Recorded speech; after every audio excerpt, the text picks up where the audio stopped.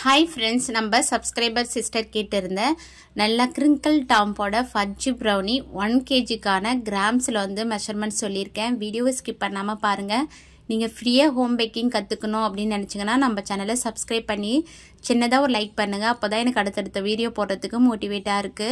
அதனால நீங்க எனக்கு ஒரு உதவி பண்ணனும். லைக் பண்ணீங்கன்னா நான் வீடியோ போட்டுக்கிட்டே இருப்பேன். இப்போ பாத்தீங்கன்னா ஃபர்ஸ்ட் வந்து நமக்கு brownie செய்யறதுக்கு முக்கியமான ஃபர்ஸ்ட் ஸ்டெப் என்னன்னு கேட்டிங்கன்னா அடியில வந்து நல்லா தண்ணியை வந்து கொதிக்க வச்சு பாதி அளவுக்கு எடுத்துக்கறேன். எடுத்துட்டு அது மேல நல்லா கவர் ஆவற மாதிரி ஒரு பாத்திரம் வச்சிட்டு 200 கிராம் வந்து டார்க் சாக்லேட் எடுத்துர்க்கேன். நான் வந்து சாக்லேட்ல எந்த மாதிரி வாங்கணும் என்னென்ன பொருள் பேக்கிங்க்கு தேவைப்படுது அப்படின்றது சிம்பிளா நான் வந்து அடுத்த வீடியோல உங்களுக்கு வந்து ஷேர் பண்றேன். இப்போ வந்து 200 கிராம் டார்க் சாக்லேட்டுக்கு 100 கிராம் வந்து அன்சால்ட்டட் பட்டர் எடுத்துர்க்கேன். இத வந்து ரெண்டுத்தையும் சேர்த்துட்டு நம்ம வந்து நல்லா வந்து அந்த ஆவியிலே வச்சு மெல்ட் பண்ணி எடுத்துக்கணும். இந்த மாதிரி கலரி கொடுக்கும்போது சீக்கிரமா மெல்ட் ஆகிடும். இன்னும் சாக்லேட்டை குட்டி குட்டியா கட் பண்ணி போட்டிங்கன்னா சீக்கிரம் மெல்ட் ஆகி வந்துடும்.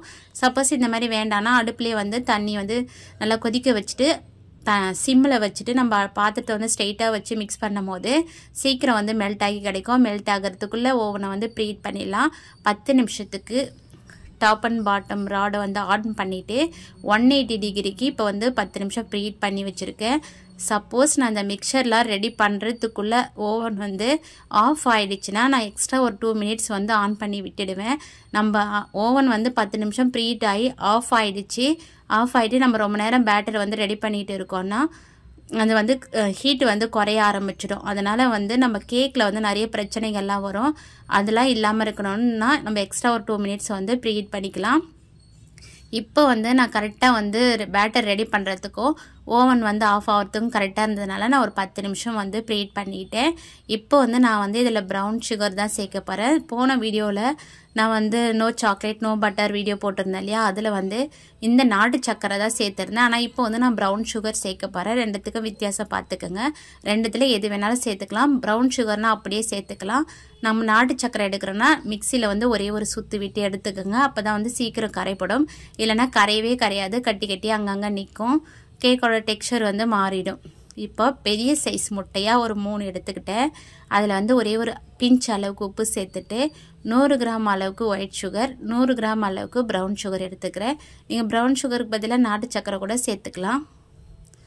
இதில் வந்து சேர்த்துட்டு ஒரு மூடி அளவுக்கு வெண்ணிலா எசன்ஸ் சேர்த்து வச்சுட்டு இப்போ வந்து நான் ப்ரௌனி பேட்டர் வந்து பேக் பண்ணி எடுக்கிறதுக்காக ட்ரே வந்து ரெடி பண்ணி வச்சுட்டேன்.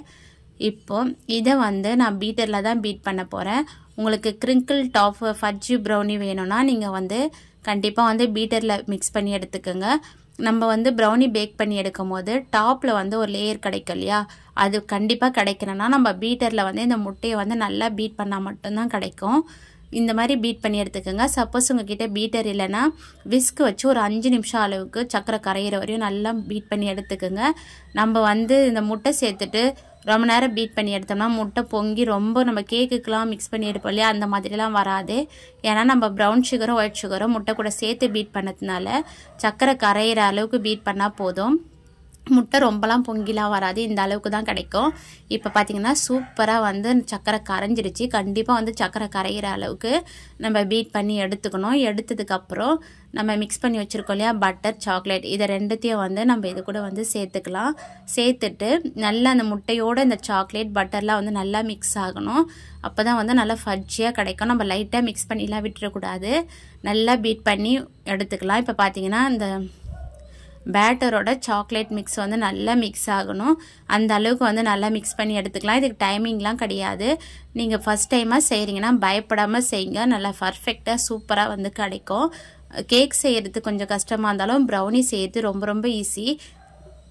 வீட்டில் இருக்க குட்டீஸும் கூட செஞ்சுருவாங்க. அந்த அளவுக்கு ப்ரௌனி ரெசிபி வந்து ரொம்ப ரொம்ப ஈஸி. இப்போ பார்த்தீங்கன்னா 150 கிராம் அளவுக்கு நான் மைதா எடுத்துக்கிட்டேன்.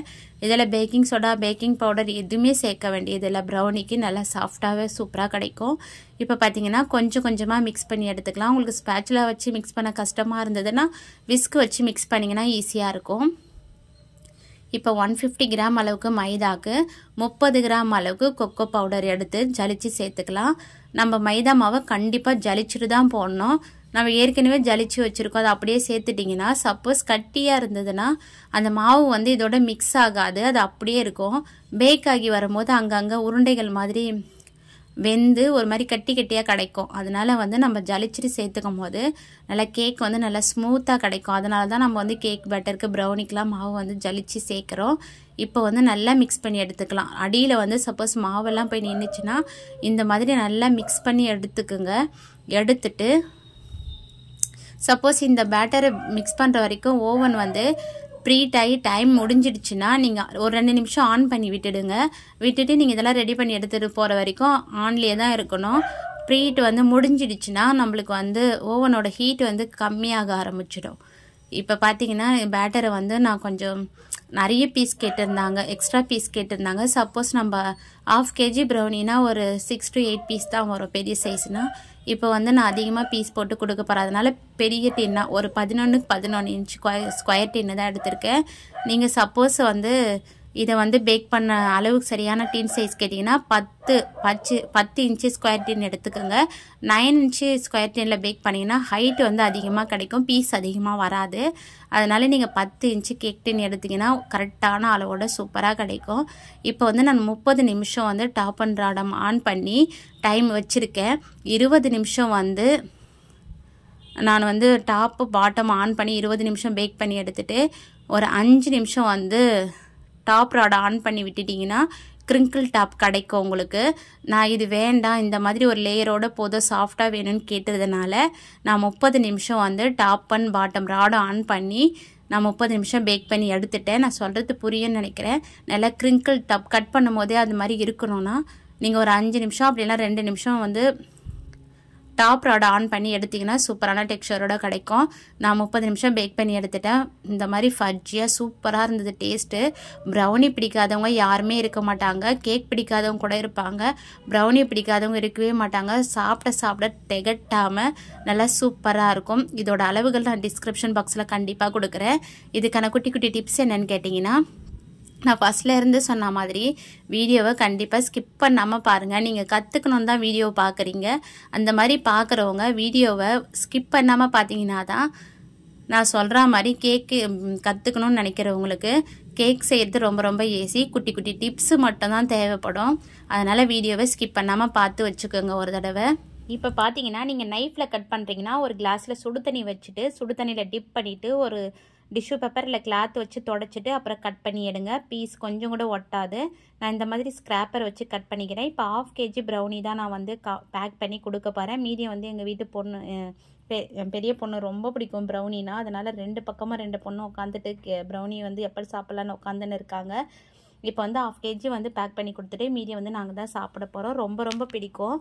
இப்போ வந்து ப்ரௌனியை வந்து நல்லா ஆறணும். ஆறுனதுக்கு அப்புறம் தான் கட் பண்ணணும். அதே மாதிரி ப்ரௌனியை வந்து நம்ம சூடாக சாப்பிட்றதுக்கு பதிலாக மறுநாள் வச்சு சாப்பிடும் போது டேஸ்ட் வந்து அட்டகாசமாக இருக்கும். நல்லா சுகரோட லெவல் எல்லாமே சூப்பராக இருக்கும். நீங்கள் கண்டிப்பாக ட்ரை பண்ணி பாருங்கள். ட்ரை பண்ணி பார்த்துட்டு எப்படி வந்ததுன்னு கீழே கமெண்ட் பாக்ஸில் என் கூட ஷேர் பண்ணிக்கோங்க. இந்த மாதிரி ஏதாவது ரெசிபி வேணும்னு கேட்டிங்கனாலும் கீழே கமெண்ட் பாக்ஸில் கேளுங்க. நான் ஒருத்தருக்காக நான் வந்து போட்டுக்கிட்டே இருக்கேன். ஒரு சிஸ்டர் வந்து கேட்டிருந்தீங்க, ரேட்டும் சொன்னீங்கன்னா நல்லாயிருக்கும்னு. ரேட் வந்து நம்ம ஃபிக்ஸ் பண்ணுறது தான். நம்ம வீட்டு பக்கத்தில் இருக்க நம்ம கேக் ஷாப்லாம் வந்து ரேட்டை வந்து பார்த்துட்டு அதுக்கேற்ற மாதிரி நம்ம ஃபிக்ஸ் பண்ணிக்கணும். நான் வந்து 800. இப்போ பார்த்தீங்கன்னா நீங்கள் வந்து நட்ஸு நிறைய வந்து சாக்லேட்லாம் போட்டு செய்கிறீங்கன்னா இன்னும் வந்து வெயிட் அதிகமாக வரும். நீங்கள் அதுக்கேற்ற மாதிரி 1000 வரைக்கும் நம்ம வந்து சேல்ஸ் பண்ணிக்கலாம். Bye friends.